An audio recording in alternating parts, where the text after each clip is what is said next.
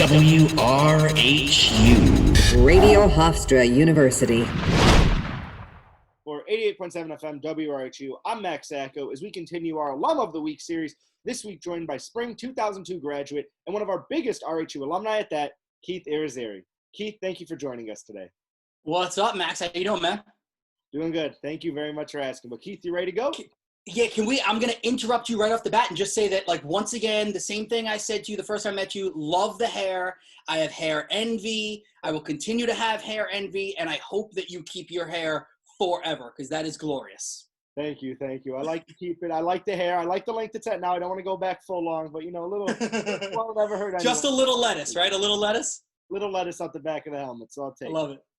But, Keith, I think, it's a fun way to start. I like the energy we got, so we'll jump right in. Can you take us through what you did while you were at RHU and then also what your professional career has looked like so far as well? It's a long journey. So I've actually told this story before, and I love it. So I did not think that I was going to be a broadcaster. I was not the kid that was, practicing broadcasting when I was young. I thought I was either going to be in the NBA or playing shortstop for the New York Yankees. Neither happened, unfortunately. But so I go to college, and I think I'm going to be a lawyer. And great, I'm going to make a lot of money. I'm going to be a lawyer. It's going to be awesome. I'm going to wear really cool suits, all that stuff. You have to take speech classes to do it. First semester, Professor Drummer, who ended up becoming the dean of communications, was my professor. And the first speech, I knock it out of the park. I nailed it. And she says to me, she goes, hey, did you ever think about joining the radio station? And I was like, honestly, no, I never thought of it. She goes, what are you doing after class? And I said, nothing. I got a little break. Let me introduce you to some people at WRHU. So she brings me down to WRHU. First person I meet is Ed Ingles, who we all know just passed away this past year.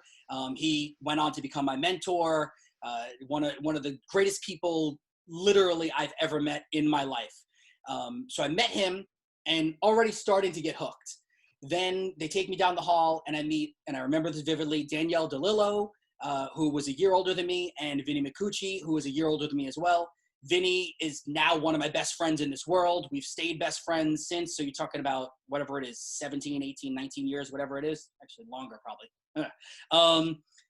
You don't expect me to do math. Forget it. Anyway, so I meet them. I'm like, yeah, let's put an application in, do the training course, pass the tests. And that summer I changed my major. So I became a radio major that summer. With that being said, all right, what did I do at RHU? I was a sports staff member. I did the typical music shifts you had to do, like classics music and stuff like that. But sorry, Bruce Avery, we know why we all had to do that because you made us, and it's fine, but we all wanted to do sports. So do the sports. I was assistant sports director. I was sports director, play-by-play for NCAA tournament games, things like that. I guess my claim to fame at RHU is that I was the person that got the locker room changed from 2:00 in the afternoon when we were sandwiched in between Italian and Irish music to now 8:00 at night on Sunday nights.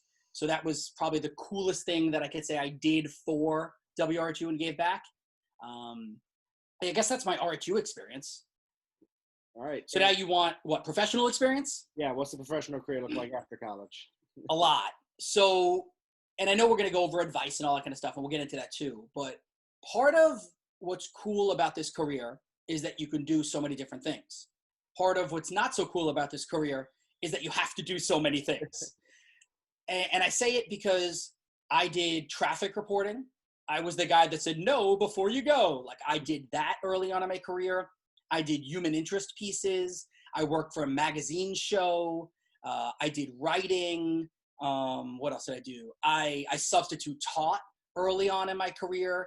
I say this all so that everyone knows not everyone gets that glamorous job right out of college. And luckily for me, I didn't want to move and I never had to leave New York. So that's cool.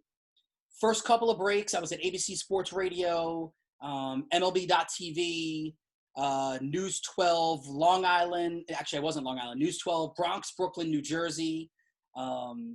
I guess my biggest break, and most people would know this, is the one that's called the shot. So the New Rochelle buzzer beater. In March 3rd, 2013, I was on the play-by-play call, and Khalil Edney hits a 50-something foot shot with 0.1 seconds left. Call goes viral. It was number one in ESPN. It ended up being up for an ESPY. And like I went from being a local broadcaster and doing well, but a local broadcaster, to the next couple of days, every major agency was calling me. I had networks calling me to find out, like, am I under contract with places? So as we go into the flip of advice, Max, I'll tell you this, and everyone out there, just be ready, because you honestly never know what is going to come. Like, I did not know that pulling up to that arena in Westchester, that my day and my life was going to change. Now, if I wasn't ready, let's say I didn't prepare for that game well. Let's say I didn't know as much as I should have. Let's say that I just was like, oh, I'm a good broadcaster, I could just go in and do it. And I screw that call up. That could actually not just not help me, but hurt me. Luckily, I nailed the call. And from there, ESPN, then NBC Sports Radio, and then CBS Sports Network, which is where I am now, covering fantasy football and the NFL, tops that are the pregame show on Sundays, NHL Network, MLB Network, DAZN, Sirius XM, and then Sports Map Radio also. So those are now, that's all the places I work. So definitely a fun journey for sure for you. A lot of side tangents too. I like it. But Keith, you know, you mentioned how you got to RHU. What made you take that jump to Hofstra too and come join the Pride? They gave me a lot of money to come to school. Fair enough. So I did well in school. I was top of my class in Lindenhurst, and I had a few Division II, Division III schools looking at me for baseball. They were not giving, like, you know how it goes with those. You don't really get real money. You get grants. You don't get real money. I got almost a full academic scholarship to Hofstra. Pretty well to do with that. It was hard to pass it up, and I figured I'm going to go there. I'm local. I loved being around my family. I didn't want to move too far away from my family. I actually ended up staying home during college, and the best thing that ever happened was finding the radio station, because so many people talk about, like, oh, you got to join a frat, or you got to do this or that, right?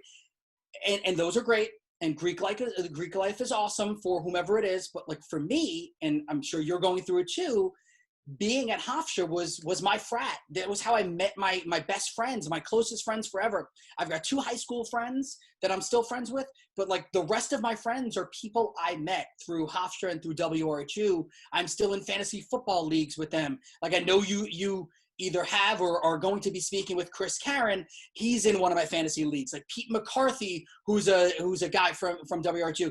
He's in my fantasy leagues. Scott Miller, Vinny McCucci, like I can go on and on. Josh Harmon, all of these, Greg Rice, all these guys are now in my collective group of friends that I may never have met if I didn't make that jump.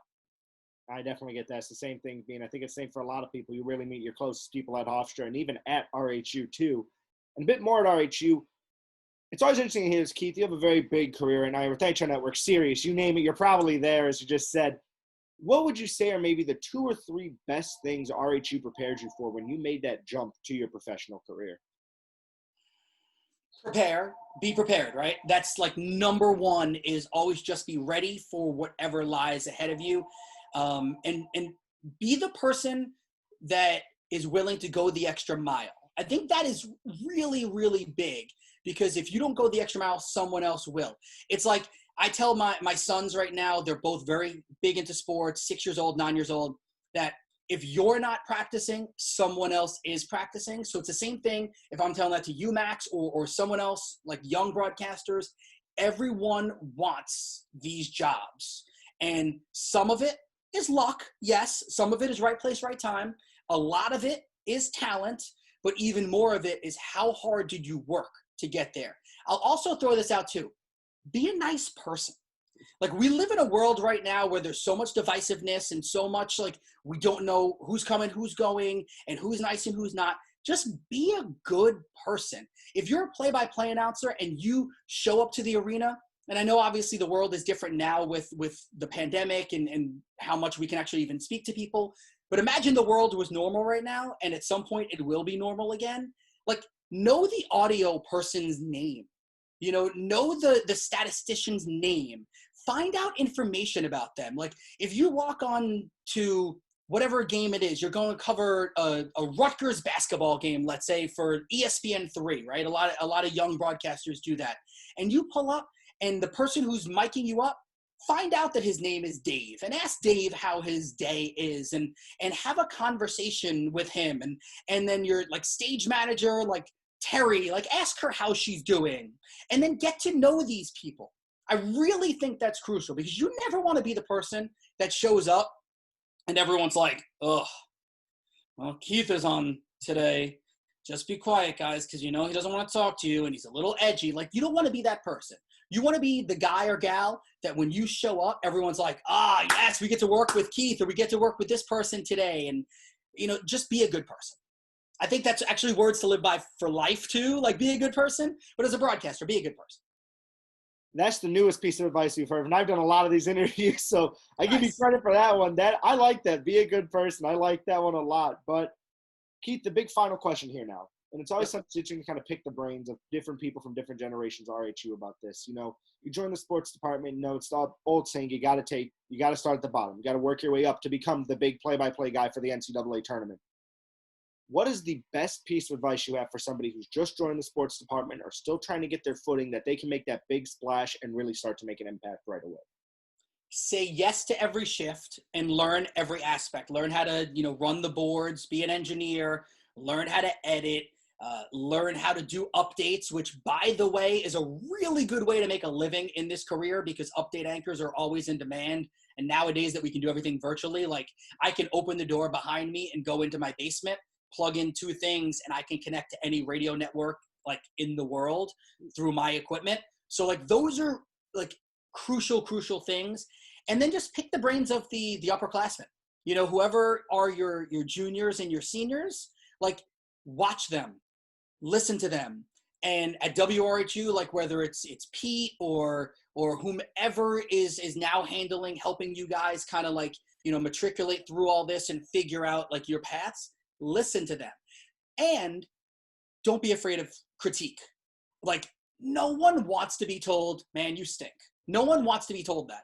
But I can guarantee you throughout your entire career, you're going to hear more negatives than positives. And something I say in my Hofstra Sports Journalism classes that we do is you're going to have so many failures, like ridiculous amount of failures throughout this career, throughout your early portions, your middle portions, and as you continue moving along throughout this.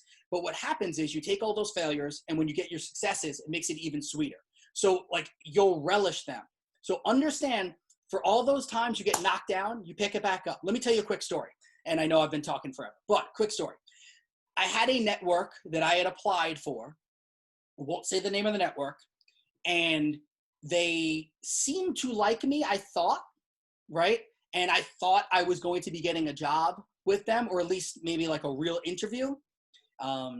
So I started going through a process, and then suddenly it was like radio silence. This was probably 2009, maybe around 2009. So still relatively early in my career. And I knew I wasn't the best broadcaster, but I knew I was good, and I knew that I had the potential to be really good, hopefully, in this field.